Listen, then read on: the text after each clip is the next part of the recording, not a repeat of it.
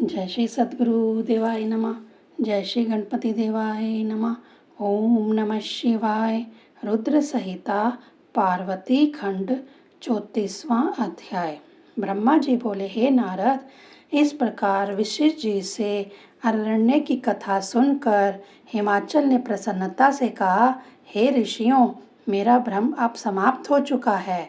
मेरा धन, संपत्ति, स्त्री, पुत्र, कन्या तथा शरीर आदि सब शिवजी के प्रति अर्पण है।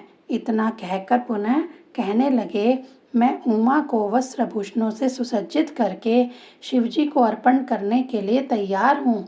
मेरा निश्चय दृढ़ हो गया है। हिमाचल के ऐसे वचन सुनकर सप्त ऋषि प्रसन्नता से बोले, हे हिमाचल, तुम धन्य हो। हमारे विचार से भगवान शंकर भिखारी तथा आप दाता हैं। आप अवश्य ही शिव भिक्षु को पार्वती कन्या का दान दें। इस प्रकार हिमालय की प्रशंसा करके पार्वती जी के सिर पर हाथ रखकर आशीर्वाद देते हुए कहने लगे, हे पुत्री, तुम्हारा कल्याण हो, तथा पुष्प फल आदि देने लगे। अरुंधति ने भी शंकर जी की प्रशंसा से प्रभावित तथा मुग्ध करके मैना से लोक रीति के अनुसार हल्दी, रोली से पत्थर पूजन मार्जन आदि कराकर 4 दिन के बाद लगन भी करा दिया।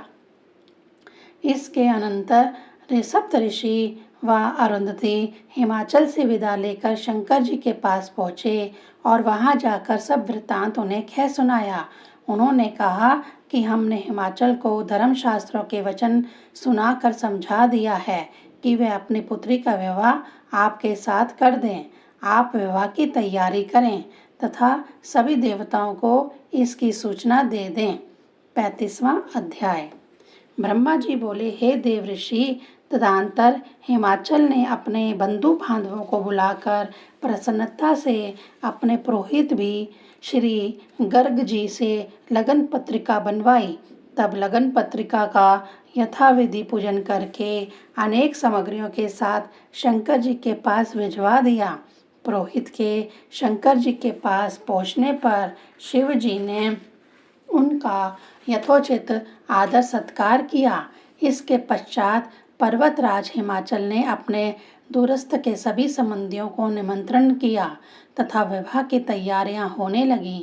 वस्त्राभूषण, रत्न आदि अनेक वस्तुओं का संग्रह किए जाने लगा। मिठाइयाँ, पकवान आदि बनवाए जाने लगे।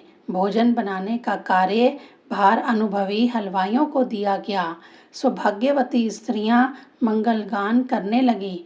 अनेक प्रसाधनों से पार्वती जी का साज श्रृंगार किया जाने लगा। विभिन्न साज साधनों से सुसज्जित स्त्रियों का समूह एकत्रित हो गया। लोक रीतियों का संपादन किया गया।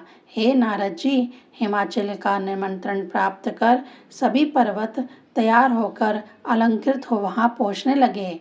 मद्राचल, अस्ताचल, उदयचल, मलयाचल, गिरिराज, दादुर, विशद, गंधमादन, करवीर, महेंद्र, परियाज, कोंच, पुरुषोत्तम, नील, सनील, चित्रकूट, बिकट, श्रीगिरी, गोकामुखी, विंध्याचल, कालिंजर अनेकों पर्वत वहां सज धज कर पहुँचे। इस प्रकार सब वहां विवाह में भाग लेने के लिए पहुंचने लगे। इसके अतिरिक्त सोन, भद्रा, नर्मदा, गोदावरी, यमुना, ब्रह्मपुत्र, सिंधु, सतलुज, विपाशा, चंद्रभागा, भागीरथी आदि सब नदियां भी दिव्य रूप धारण कर वस्त्रभूषणों से अलंकृत होकर शिवजी का विवाह देखने के लिए हिमाचल के यहाँ उपस्थित हुई। हिमाचल ने प्रसन्नता से उनका स्वागत किया तथा आदर सत्कार से उनके ठहरने का प्रबंध किया। 36वां अध्याय। ब्रह्मा जी बोले, हे नारद जी, तब विवाह की खुशी में हिमाचल समस्त नगर को सजाने लगे। विवाह के लिए मंडप बनाने का आदेश उन्होंने विश्वकर्मा को दिया। विश्वकर्मा ने हिमाचल की आज्ञा पाकर शीघ्र ही एक विशाल सुंदर मंडप की रचना कर दी, जो 10,000 योजन लंबा चौड़ा तथा 40,000 कोस में था। मानो उसने अपनी निपुणता तथा विवाह की प्रसन्नता मंडप निर्माण में ही प्रकट कर दी थी। विधिवत स्थावर जगम पुष्प स्त्री पुरुष आदि की मूर्तियां बनाई गई थी। जल में थल और थल में जल की प्रतीति होती थी।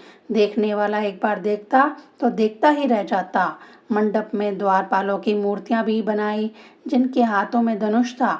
मुख्य द्वार पर लक्ष्मी जी की प्रतिमा शोभायमान थी। हाथी घोड़े सारथियों द्वारा रथ साक्षात गतिशील प्रतीत होते थे। सबसे प्रधान द्वार पर नंदीश्वर की मूर्ति बनाई गई। उसके ऊपर पुष्पों का गुच्छा सजा दिया गया जो कि रतन जड़ित था।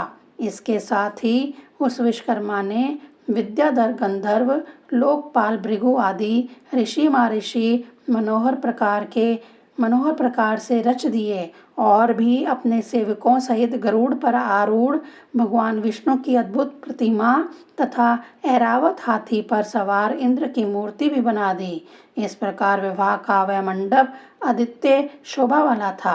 विश्वकर्मा ने मंडप में अन्य देवताओं के लिए भी उचित स्थान बना दिए थे। ओम नमः शिवाय।